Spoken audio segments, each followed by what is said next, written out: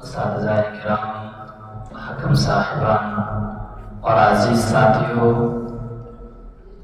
بفضلہ تعالی آج یہ ہمارے سالانہ ثقافتی انعامی پروگرام کی 8ویں کڑی تھی جو بحسن خوبی اپنے اختتام کو پہنچی۔ طلباء عزیز، آج کا یہ پروگرام طبقہ سفلا کے لیے تھا، جو حفظ و ناظرہ کے طلبہ ہیں ان کے لیے تھا، اور انہوں نے اس میں ادعیہ معصورہ کو پیش کیا۔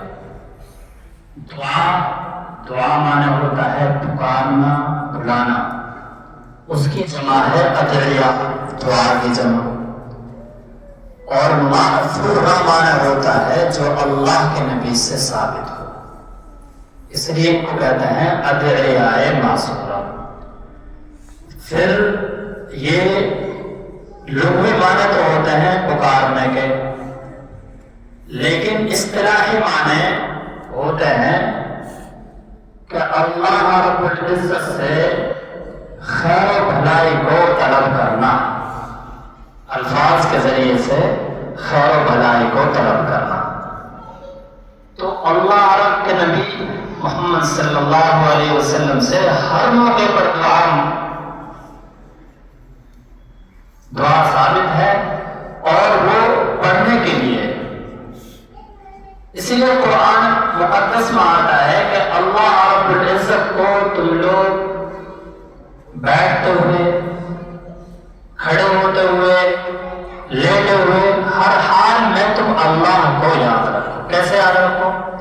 کیونکہ آپ دیکھیں گے عام طور سے ہمارے خواتین ہوتی ہیں جو گھروں میں، ہماری والدہ بہنیں، وہ کوئی کڑھائی اٹھائیں گی بسم اللہ، صفائی کریں گی بسم اللہ، جھاڑو لگائیں گی تو بسم اللہ۔ یہ ہمیں سکھایا گیا ہے کہ ہر کام کو شروع کرنے سے پہلے بسم اللہ پڑھا جائے، اور اللہ کے نبی کی حدیث ہے کوئی بھی اہم کام کیا جائے تو اس کو اللہ کے نام سے شروع کیا جائے، ورنہ تو وہ کام ادھورا رہتا ہے۔ ہر موقع پر یہ دعائیں ثابت ہیں۔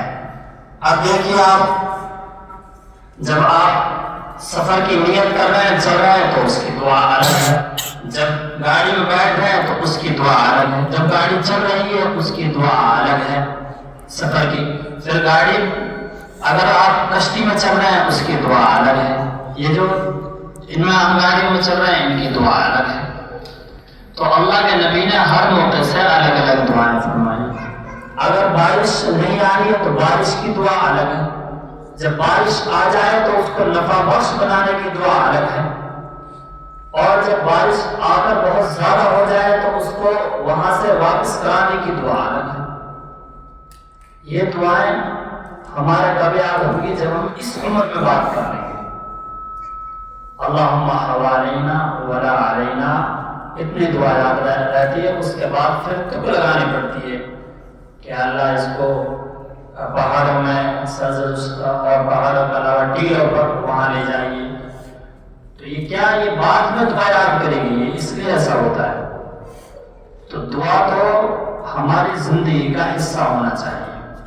اب بہت سے لوگ عام طور سے کہ جی گشت کرے آیا، تو عام آدمی کہتا ہے کہ جی انشاءاللہ کرے آئے جی، کوئی کام ہو گیا جی انشاءاللہ کرے آئے جی، نہیں، یہ دعائیں ہیں جس کا موقع اور محل الگ الگ ہے۔ الحمدللہ کوئی اچھا کام ہوا ہے تو الحمدللہ، کوئی حیرت انگیز آپ دیکھ رہے ہیں، کوئی خوبصورتی دیکھ رہے ہیں، یا کوئی معاملہ بالکل عجب آپ نے دیکھا تو آپ پڑھیں گے سبحان اللہ۔ جب آپ بڑی منزل دیکھیں گے، کوئی بڑا حادثہ دیکھیں گے، اللہ اکبر پڑھیں گے، آپ پڑھیں گے اللہ اکبر۔ تو سبحان اللہ، الحمدللہ، اللہ اکبر، تینوں کی جگہ الگ الگ ہے، اور الگ الگ ہی اس کو پڑھا جائے گا۔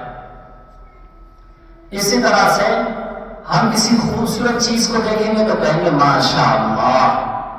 ماشاء اللہ معنی ہوتا ہے اللہ نے اس کو چاہ لیا۔ اب ہم ماشاء اللہ ہے کوئی ملوک چیز ہے تو ذہن میں تو آتا ہے، لیکن اس کا ترجمہ ہمیں نہیں پتا۔ ماشاء اللہ جس کو اللہ نے چاہ لیا۔